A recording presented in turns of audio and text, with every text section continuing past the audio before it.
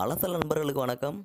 இந்த வீடியோவில் அலசல் சேனலோட மூலிகை வரிசையில் 52வது மூலிகையாக நம்ம கல்லிமுளையானில் பெரிய வகை, அதாவது இன்னொரு வகையை பற்றி பார்க்க போகிறோம்.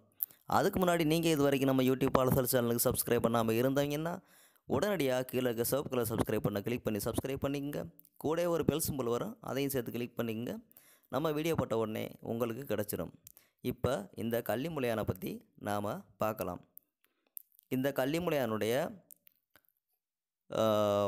அறிவியல் பெயர் மற்றும் குடும்ப வகைகளை பற்றி வீடியோவில் கொடுத்துருக்கேன். ரெஃபரன்ஸுக்காக தெரியாதவங்க பார்த்துக்குங்க. இதுவரைக்கும் நீங்கள் கல்லிமுளையானை பற்றி பார்க்காதவங்க, ஏற்கனவே நம்ம சேனலில் வீடியோ போட்டிருக்கோம். அதை கீழே அதோட லிங்கை டிஸ்கிரிப்ஷனில் கொடுத்துருக்கேன்.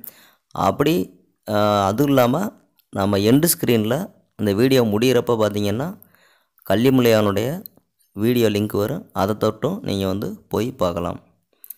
இப்போ நீங்கள் பார்த்துக்கிட்டு இருக்கிறது தான் அதனுடைய 2வது வகை.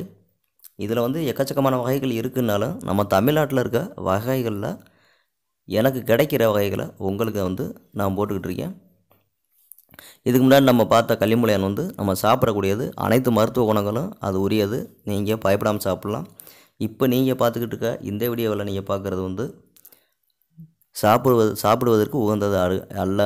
இது பெரிய பளிச்சிமான் அப்படின்னு சொல்லக்கூடிய, அதாவது மதுரை மாவட்டத்து பகுதிகளில் கட்டகடகா என்று சொல்லக்கூடிய பெரிய ரகம். இது சாப்பிடுவதற்கு உகந்ததல்ல, மிகவும் கசப்பாக இருக்கும். இதில் மருத்துவ குணங்கள் இருந்தாலும் நாம் நேரடியாக இதனை நாம் சாப்பிட முடியாது. இது ஒரு கள்ளிச்செடி போன்றே கொஞ்சம் மிகவும் பெரிதாக இருக்கும். இதற்கு முன்பு நாம் பார்த்த அந்த கல்லிமுளையான் இதைவிட அளவில் சிறியதாகவும் சிறிதாக நீளமாக வளர்ந்திருக்கும். இது அப்படி கிடையாது. இது கட்டையாக வளர்த்தியாக ஒரே சீராக வளர்ந்திருக்கும். எந்த இடத்துல குறுகல் இருக்காது. அதனுடைய நுனிப்பகுதிகளில் ஒரே சீராக சதுரமாக கள்ளி போல் நேராக வளர்ந்திருக்கும். ஆனால் இதனை நாம் சாப்பிட முடியாது, மிகவும் கசப்பாக இருக்கும். இதைத்தான் நீங்கள் இந்த வீடியோவில் பார்த்துக்கிட்ருக்கீங்க. இந்த வீடியோவில் உங்களுக்கு எல்லாத்தையுமே தெளிவாக காமிச்சிருக்கேன். பாருங்கள், இதனுடைய அமைப்புன்னு பார்த்திங்கன்னா இதுவும் பல கிளைகளை விட்டு வளரக்கூடியது தான். ஆனால் இது அது ஒரு குவியலாக எங்காவது ஒரு செடியினுடைய அடியில் காணப்படும். இதற்கு முன்பு நாம் பார்த்த கல்லிமுளையான் இது அப்படி கிடையாது. ஒரே இடத்தில் பல கூட்டங்களாக குவியலாக காணப்படும். இந்த வீடியோவில் நம்ம ஆரம்பத்துலேருந்து காமிச்சு பார்த்துருப்பீங்க. குவியலாக ஒரே ஒரு தொகுப்பாக காணப்படும். ஆனால் அந்த கல்லிமுளையான் அப்படி கிடையாது. ஒரு சிறு கூட்டமாக செடியினுடைய அடிப்பகுதியிலோ அல்லது கற்களினுடைய அடிப்பகுதியிலோ ஒரு சிறு அளவில் தான் காணப்படும். இதில் ஒரு குவியல் அளவு கூட இருக்காதது, ஒரே ஒரு தூர் தான் இருக்கும். இதில் அப்படி கிடையாது. கிட்டத்தட்ட ஒரு 50, 60, 100 தூர்கள் கூட ஒருங்கிணைந்து ஒரு பரப்பளவையே பிடித்து தொகுப்பாக வளரக்கூடியது தான் இந்த வகை. இதை நீங்கள் பார்த்தால் தெரியும். மிகவும் அடர்த்தியாக நெருக்கமாக ஒரு இடைவெளி இல்லாமல் வளர்ந்திருக்கும். இதனுடைய அளவை பார்த்திங்கன்னா பாருங்கள், கிட்டத்தட்ட 1 முழம் உயரத்திற்கு மேல் கூட வளரக்கூடியது. இதனுடைய அளவு பார்த்திங்கன்னா கிட்டத்தட்ட 1 அடிக்கு மேலே இருக்குது. இதோட உயரம் இதனுடைய இதை பாருங்கள், ஒரே சீராக சதுரமாக அழகாக வளர்ந்துருக்கு பாருங்கள். எல்லாமே அப்படித்தான் இருக்குது, பார்த்துக்குங்க. இது சாப்பிடுவதற்கு வந்தது கிடையாது, மிகவும் கசப்பாக இருக்கும்.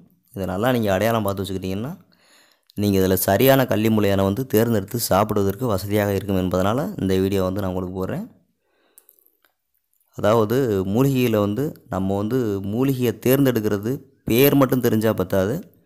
அதை சரியான மூலிகையை, கிட்டத்தட்ட 5 வகைகளுக்கு மேலே இருக்கும் ஒவ்வொரு வகையிலையும், நம்ம சரியான மூலிகையை தேர்ந்தெடுத்து நம்ம சாப்பிட்றது தான் அதனுடைய முழு மருத்துவத்தன்மையை அடங்கியிருக்கு. ஒரு சிறு பிசகு ஏற்பட்டாலும் கூட மருத்துவத்தன்மையை முழுவதும் மாறிவிடும். அது விஷத்தன்மையாக கூட மாறிவிடும். அதனால் நீங்கள் கவனமாக அடையாளங்களை சிறப்பாக பார்த்து தெளிவாக எடுக்க வேண்டும். இதை நீங்கள் நல்லா அடையாளம் பார்த்து வச்சுக்கோங்க. பாருங்கள், குவியல் குவியலாக கிட்டத்தட்ட இது வந்து ஒரு ஒரு 2 மீட்டர் சுற்றளவு அளவுக்கு நெருக்க இதனுடைய தாவரம் வந்து விரிஞ்சு நல்லா படர்ந்து வளர்ந்துருக்கு. கேப்பு இல்லாமல் எவ்வளோ அடர்த்தியாக வளர்ந்துருக்குன்னு பாருங்கள். இந்த வீடியோ உங்களுக்கு பயனுள்ளதாக இருக்குன்னு நான் நம்புகிறேன். இந்த வீடியோ பற்றின கருத்துக்களை கீழே எனக்கு கமெண்ட் செக்ஷனில் சொல்லுங்கள். இந்த கள்ளிமுல்லையான உங்கள் பகுதியில் என்ன எப்படி பேர் சொல்லி கூப்பிட்றீங்க அப்படின்னு சொல்லுங்கள். மேலும் இது போன்ற ஒரு மூலிகை அலசலில் நாளை உங்களை சந்திக்கும் வரை உங்களிடமிருந்து விடைபெற்றுக் கொள்ளும் நான் உங்கள் நல்லசாமி. வணக்கம் நண்பர்களே, நன்றி.